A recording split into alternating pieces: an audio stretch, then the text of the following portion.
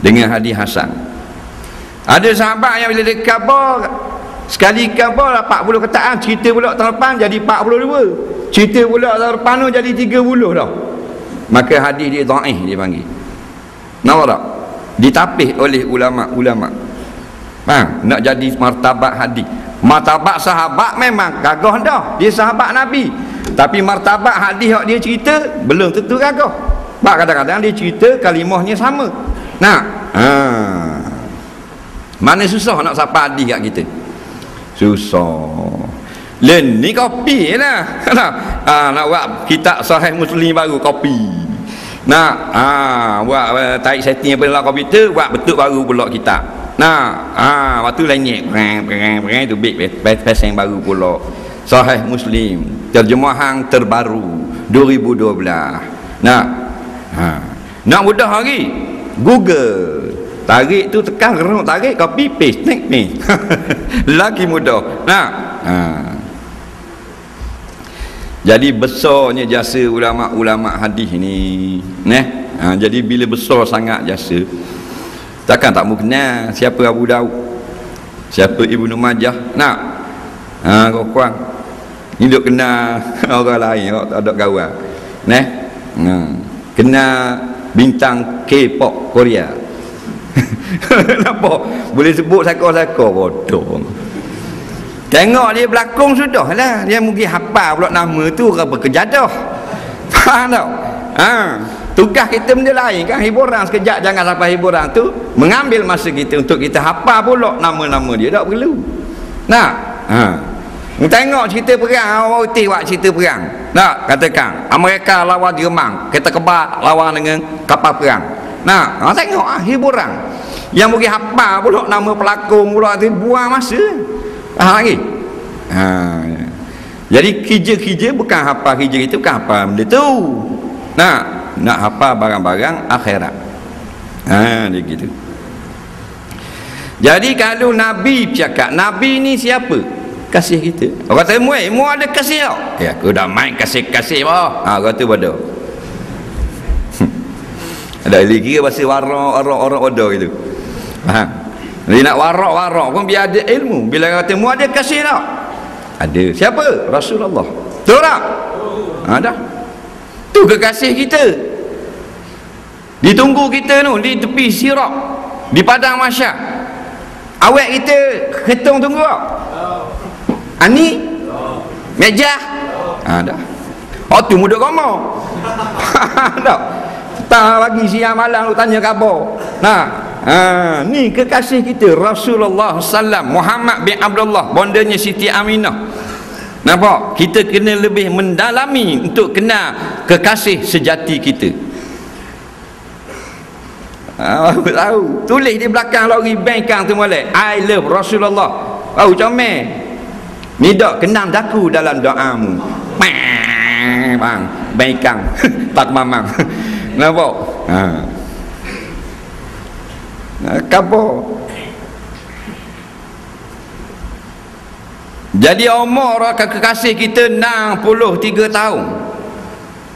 63 tahun ni banyak mana dia bercakap. Batulah berjuta hadis. Berjuta-juta hadis. Hadis Nabi cakap, orang rakam, sahabat rakam dengan telefon, tak rakam dengan hati. Nabi buat, tak cakap. Ada ke hadis ke? Aku tengok Nabi masa Fatul Makkah, Nabi pakai sekebang atas kepala. Tu Nabi tak cakap. Sahabat tengok hadis ke? Banyak lah. Nabi buat lagi banyak lagi. Jadi kita muhasabah dan kita tanya diri kita, benarkah orang yang paling kita cinta Rasulullah? Kata boleh, benar tak? Batu nak bukti. Siapa dakwa, mana bukti? Mang kasih tak Rasulullah? Dan mana bukti? Yelek wanggap pak. Tak ada bukti. Jadi lara lah. Biar ada bukti. Mu Syed, mu kasih sungguh, mu kasih ngeminah. Aku lah bau tengok orang bau. Dah mana bukti? Bukti mana pula? Dah mu kata mu kasih dengan Minah, mu buat prank dia. Ditanya balik, Minah mana sih? Sudah kerja lah. Minah hujung kapung comel kali anak je keke. Dak kasih mana, tapi aku kenal pula dah. Kenal pula tadi kasih. Pasal apa? Barang bukti tak ada. Aku tahu lah budak tu. Bukan masalah tahu, kamu kata mu kasih dia. Ni tahu dah pula. Tubik seorang kita mu kasih. Saya sebenarnya kekasih Minah. Dia ni cakap bodoh saja, cakap kosong. Oh, awak kasih Minah? Ya. Bukti ni tengok dalam telefon ni gambar saya ni. Saya datang dengan atas batu dengan sekayu. Dengan dia ni gambar saya ni. Ni atas penyu mai ke atas abang. Minah naik atas pasir, penyu naik atas belakang Minah, saya naik atas penyu pula. Nah, gambar. Faham tak? Bukti tak? Ni mesej yang daripada Minah ni. I love you, love you. Tambah-tambah. Faham tak? Ada barang bukti. Ni saya mesej dia, tanya khabar ni pukul 9, 9.15, 9.18, 9.25. Betul. Sungguh awak. Faham tak dia? Kiasan tau. Maka orang yang mengaku kekasih Rasulullah paling banyak ingat Rasulullah. Dan bila ada orang nak baca atau sampai mesej daripada kekasih, dia tak akan taruh lama. Dia akan buka selalu inbox. Sama ada mesej inbox tu dalam Facebook, dalam SMS, dalam MMS, dalam BBM, dalam email. Dia tak taruh lama.